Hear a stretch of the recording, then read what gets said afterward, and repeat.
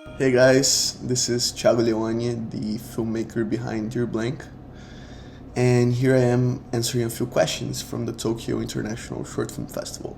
I've always loved writing. At my small Brazilian high school, I was always the one to, stand up before my classroom and read my essays, read stories that I would write at home. Yeah, I don't know, I think a part of me always wanted to just put things out there, and to entertain others, I guess. But at the same time, I also started to play guitar when I was really young. So a lot of my practice in writing came from just writing songs, pen to paper, just basic stuff, mostly to myself. No one would ever hear them. But filmmaking came a little bit after that. Although my family was very film literate and I grew up watching a lot of movies together with them, from classics to new, from domestic, international, thriller, animation, comedy, you name it. It was only when I started reading scripts and rehearsing lines with my aunt, who was an actress, and she would take me to sets and I would see that world and just discover that whole thing, and that I started to look behind the curtain. Or, outside the cave, if you're familiar with Plato's allegory. Soon I would be always editing, making clips of trips I took with my friends, family, increasing my sensibility towards like problem solving and creating something basically out of nothing. Editing is for sure one of the best schools you can have. Then I got accepted to UCLA to study economics, and I left Rio when I was 17 to live with myself. In LA, I just escaped the numbers and I just dove headfirst into sets, theater classes, script seminars, everything I could possibly do to become a more rounded and mature filmmaker, I guess. And I just wanted to get good at every little element so that I could just be a better collaborator and express my ideas in the clearest ways possible. At school, I worked on a few projects for classes, but then the pandemic hit and I went back to Brazil to stay with my family. And there, in between all the chaos, I felt the need to put something out of me, just as if I was back in the classroom with my classmates, standing in front of everyone. Dear Blank just, came out of me like a wonderful vomit, in the best way possible. And it felt like the project was just giving life by itself. There's a sort of a disembodiment aspect that happens to the artistic process, that is just unmatched by anything else. And the thing is, it gets really addictive when you learn how to use that disembodiment in your favor.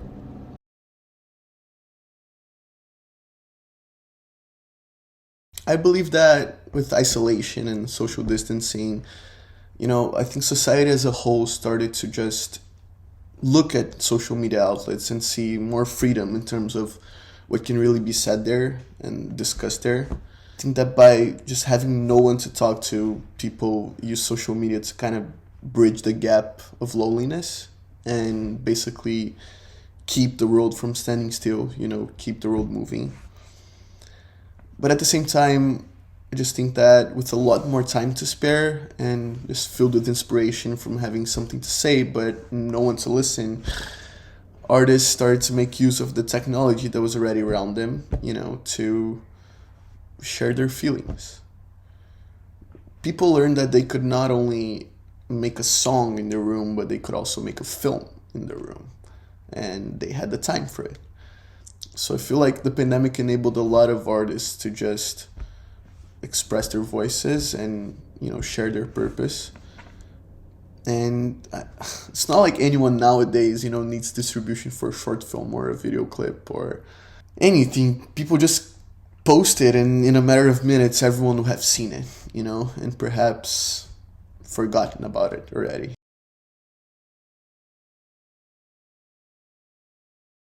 I think this can be answered in two ways.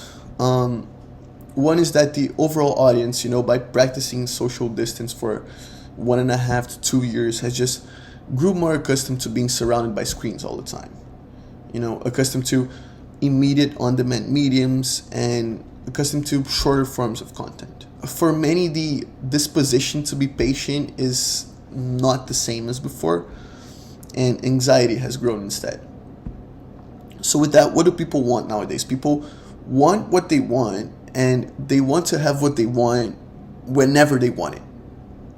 Period. There's no wasting time or ifs and buts or anything in between. So overall, people are more prone to just avoid the unexpected and to rely on what they already know, because the last thing they want is to have the feeling of, time wasted. So films and shows nowadays are less and less watched for inspiration, contemplation, or admiration of the art form, and instead people just turn on their screens to decompress, to escape the stress of and the anxiety of the daily life by just watching something familiar, comfortable, something that they can pay attention to, but that doesn't require much engagement. Nowadays, it's just more and more rare that a person will blindly watch a movie or a show just because the poster looks cool. Now, the other way to answer this is that I don't see this as a clear-cut causal relationship. I think that by acting in response to these trends, studios, distributors, streamers, film industry as a whole, kind of further helps to cement this new culture of content consumption. Because if they see that people are choosing to stay at home and decompress, they're just gonna do everything in their power to be the thing that people are decompressing with. Data is becoming more and more important in decision making and in development, and this is undoubtedly having a toll for the artists, who sometimes they don't even, have the freedom to create what truly inspires them anymore. Instead, they're just basically told to follow what will serve the market and the demographics and the numbers.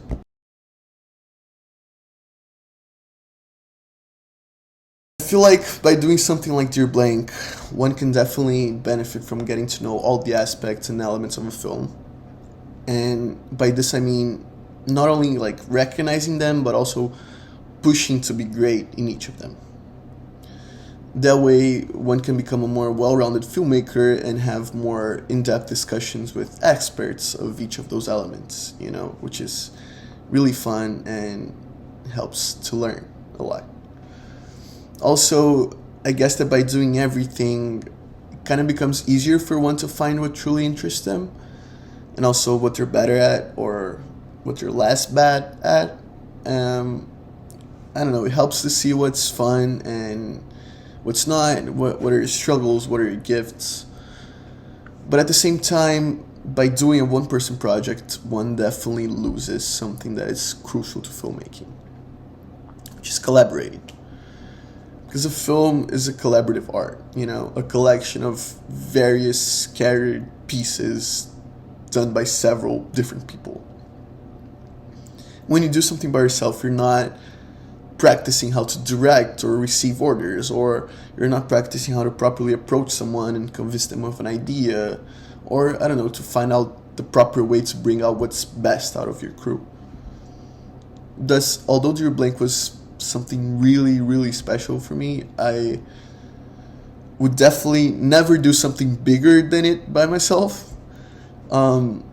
Maybe in the future, if I really feel like, putting something out of me like that once again, we'll see.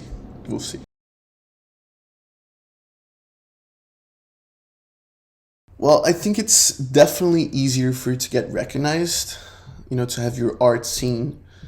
But literally because of that fact, because it's easier for everyone to be seen, it gets even harder for you to stand out. It's like the bar is set at a higher level nowadays. It's not enough for you to show that you can do 1, 2, 3 great projects. You need to explode on certain festivals. You need to do labs, receive grants, go to schools.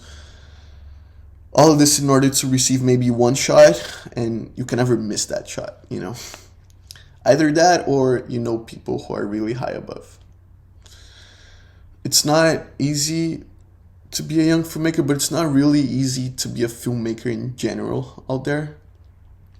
For you to gain experience, you need to have experience first, and that's the whole thing, that's the never-ending cycle. So for both government and private institutions to help out, I guess they need to be sure that they're not going to lose money with you, and that's just a hard status for you to achieve.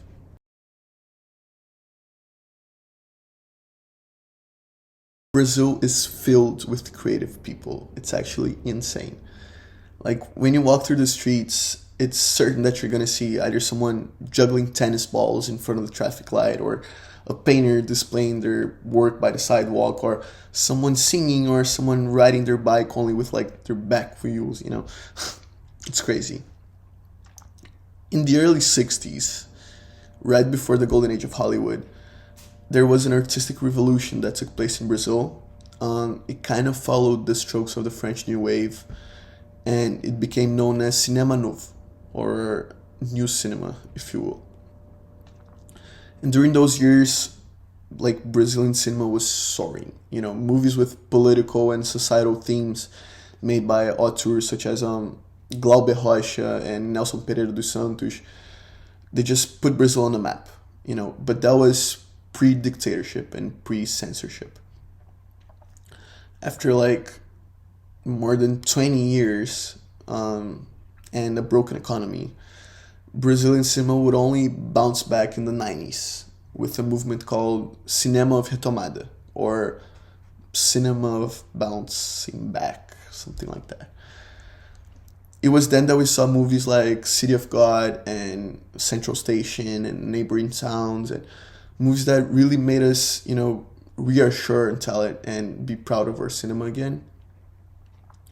But I would say today, one of Brazil's biggest problems, you know, besides the lack of funding by both the government and private institutions in the art form, is its allocation of costs towards other mediums, such as novellas and reality shows, which effectively wind up proving to be more mainstream rather than movies and the theater generally.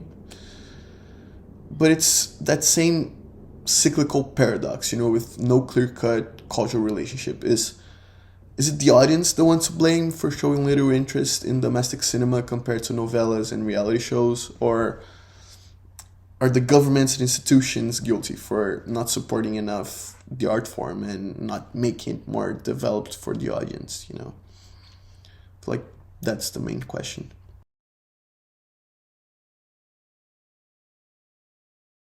Well, my next short film, called Manziello, which was shot in Los Angeles last year, is currently starting its festival run. So I hope you guys can watch it soon. It leans more towards a thriller mystery kind of a vibe, involving a Brazilian immigrant living in LA and the repercussions of when he goes, you know, out of his way to do something because of his greed. It's a whole different style and genre compared to Dear Blank, and I'm really happy with how it came out. So I'm really excited for you guys to see it. Now I am currently in development of a new project called Cruzes, which is another totally different style and genre compared to both. It dives into a half Brazilian family drama when they travel to California for the first time, and me and my producers are, you know, 1/3 into the final budget, so any help is welcome as always. You guys know that. But hopefully these three projects will show my versatility as a filmmaker and storyteller. But the plan is to always keep pushing, you know, to become better and better with each one. That's the life of a filmmaker, I guess. So I just wanted to thank the Tokyo International Short Film Festival for the opportunity to present myself and a little bit of my story to you guys. And hopefully we can connect in the nearby future. Obrigado.